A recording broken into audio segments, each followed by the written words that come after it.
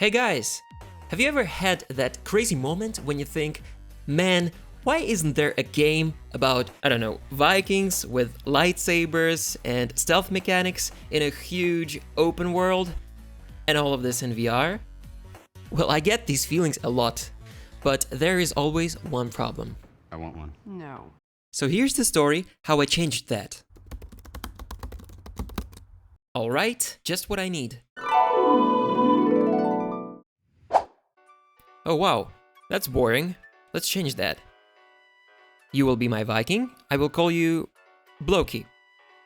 Now, how do I make you move? That should work. Alright. Let's leave public classes to schools. I'll make it move, jump, run. Wait, they don't run. Not gonna work. Enemies, coins, win condition, and... Wait, that wasn't very hard.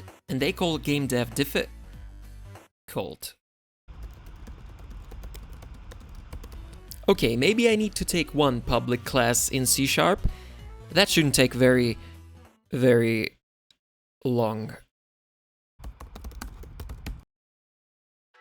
Now, what you're seeing here is my first ever attempt in game development. It happened in 2012 as a part of my midterm computer science project. It was made using a truly ancient technology called Delphi, and it was a complete cluster truck of a mess in terms of code. But I had tons of fun doing it. Nevertheless, I did not continue game dev, and I chose gaming and streaming casually from time to time. I kept having lots of interesting and cool ideas that could be implemented into games that actually overfilled my head, and I heeded the call of a gamer's nature inside me, and I came across Unity, and it was destiny. Without any proper experience, the beginning was very difficult, and I really struggled to make even a couple of lines of code compile. So I found a decent C# learning course, and after about a month, I tried making first steps again, and oh boy was I more confident this time.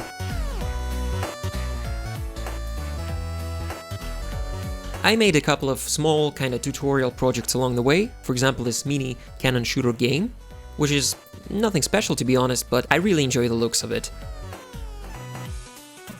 Next, I tried making a 3D runner type game where you play as a dragon and your goal is to complete the level by either dodging obstacles or wreaking complete chaos over the land.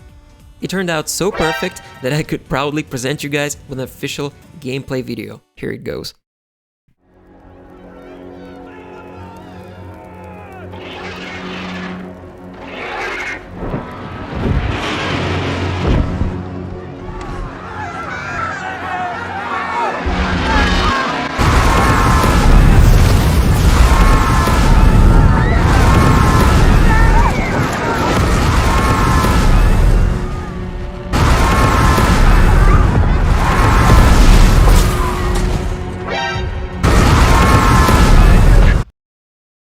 After such a tremendously amazing dragon game, I knew it was finally time for something bigger, and I needed a team. So, I went and texted my friend.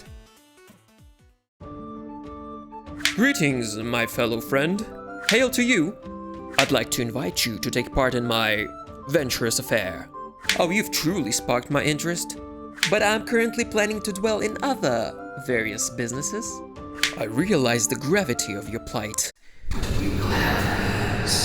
I accept your offer, kind sir. There are now two of us.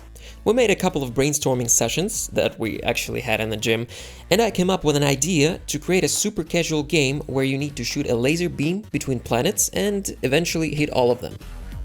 We decided to try it, so I went to Trello and wrote down main features that had to be implemented for the working prototype. As soon as I started development, the first problem occurred.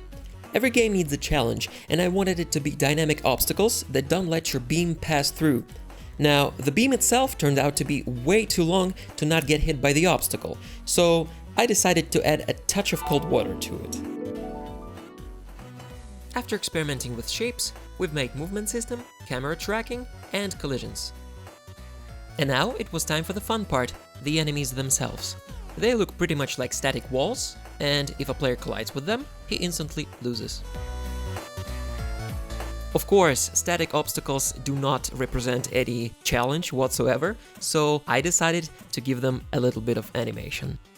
I also thought it would be cool to add other types of obstacles, and so I created gravity fields. The blue one... Wait, is that blue? Wait, what color is this? The ocean-colored one pulls the player inside, so the closer you are to the center, the stronger force of attraction gets. And then the... I need to learn colors. The Soviet one pushes the player away. Lastly, I did some stuff with the UI, such as adding a progress bar, reset button, and a next level switch. Bringing everything together into a somewhat finished prototype, I organized a couple of levels in a logical sequence, where the player learns the basic controls and game mechanics. As the player progresses, levels become expectingly more complex, with faster obstacles and, guess what, lesser chances to win. Oh, this guy is clearly broken. He's like, bro, I'm on vacation. Now at this point, I was really wondering whether people will find it enjoyable and interesting enough to play. Oh, this guy's clearly broken too. He's like, bro, what the fuck? I gave several of my friends, my girlfriend, and even my younger gamer brother a try, and they really got into it. The game gives a really positive, adrenaline-boosting experience that actually pushes you to keep trying over and over until you complete the level. Here's me trying to finish the last tutorial level. I hope it's a first try.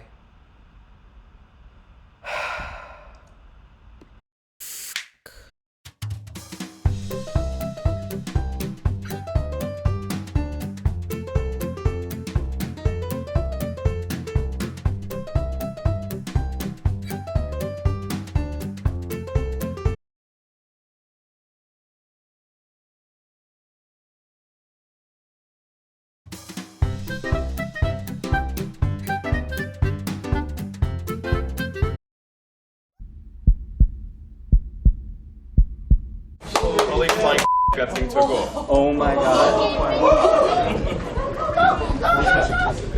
Vehicles closed down. Side boosters. Yes! Look at that. Yes! You see him go slide? It's unreal. Falcons have landed. As you guys probably have noted, by now the game does not yet look exactly perfect in terms of graphics. In the very beginning of this project, I contacted my artist friend and asked her to draw a couple of images for us. She made 3 amazing space backgrounds. I was super hyped to use them in the actual game, however, when I made them into background sprites, I realized that the variety of colors and objects in the picture mixes up with all the game objects in the game itself, and that is why a player is having real hard time telling the difference between the two. So I set the visuals aside for now and focused on polishing the gameplay. Next problem that I faced was not as obvious at start as it became later. See, the game is considered to be super casual and therefore it will fit best on mobiles. All levels, of course, must be designed with respect to phone screen resolutions. So when I switched my Unity project to mobile and tried several off-screen ratios, guess what? Half of level vision was gone. A player can of course move the camera around the level, but it really damages all the speed and dynamics of original gameplay. So I decided to give the game a fresh touch. I had to drop some of the cool original features like portal system and gravity fields to make the game more playable. Levels were now being designed in a strictly vertical way, where the player starts at the very bottom and has to come all the way up to the top to finish the level. Not gonna lie, I was again super worried if this game would still be as fun to play, but it overcame all my expectations. It's now fast, skill demanding, and really addictive. However, the finish line for the game is still at the horizon. We've already implemented several awesome features that I really can't wait to share with you guys in the next part. That would be all for today, guys. Thank you for watching. Please leave a like if you actually enjoyed the video and subscribe. I will be super happy to see all of you on my channel. On this wonderful note, goodbye. I am returning to coding my dream game.